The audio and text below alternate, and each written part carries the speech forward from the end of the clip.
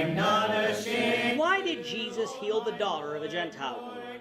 This is the question that we seek to answer today as we continue our verse-by-verse study of the book of Matthew on walking through the Bible. It's worth the glory of his cross.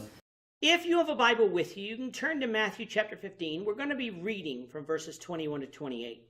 If you don't have a Bible, don't worry. Just follow along with us on the screen.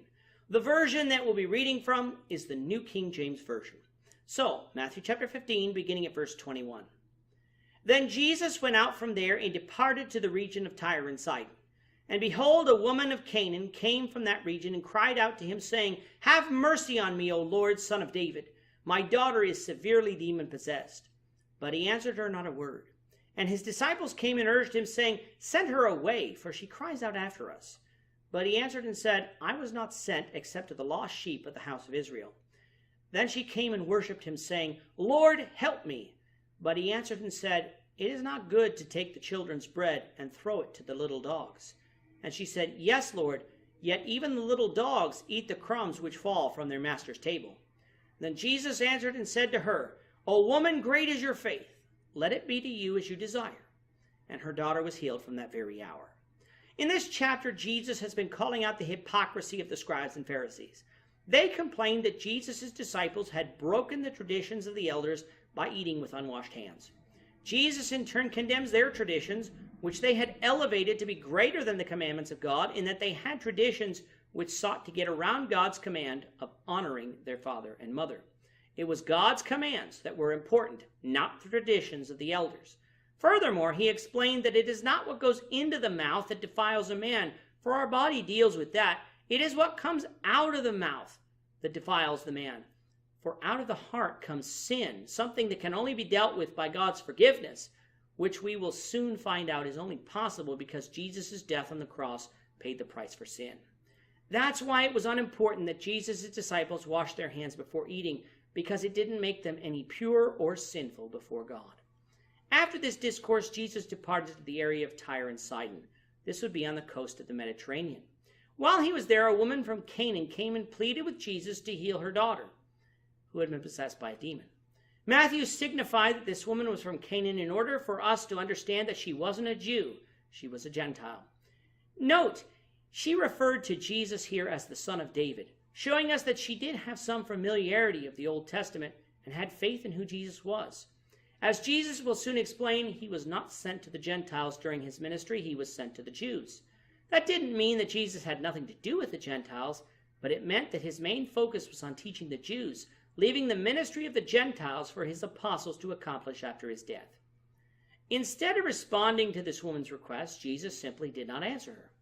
Sometimes we feel that we have to answer everyone who asks us a question or answer everyone who pleads with us, but Jesus showed us that such is not always the case. However, in this situation, we need to remember who we're dealing with, Jesus, the Son of God. As such, he knew the heart of this woman, and so it is quite likely that he was testing the faith of this woman. He knew who he was sent to, but he wanted the woman, a person he wasn't sent to teach, to exhibit her faith. Why would he do this? As an example to his disciples and later to us.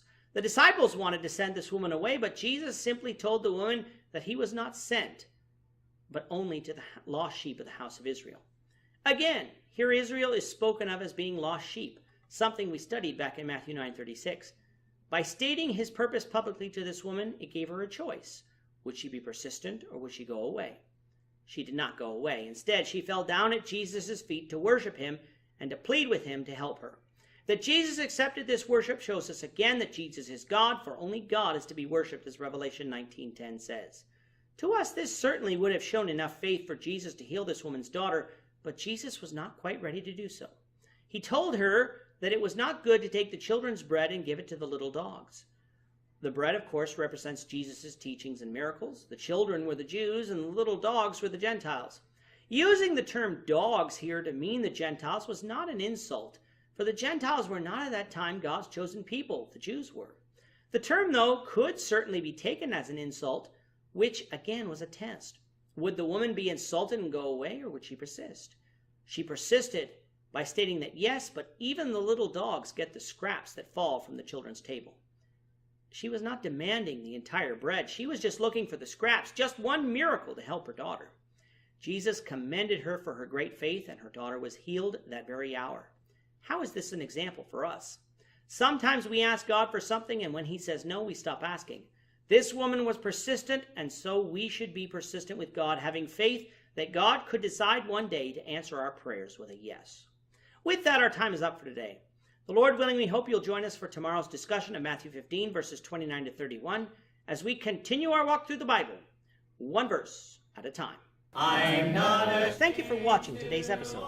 We hope that you found it edifying and ask that you not only subscribe to our channel and podcast, but that you like and share this episode among your friends, so that the saving gospel of Jesus Christ can go out to the whole world. Of his cross.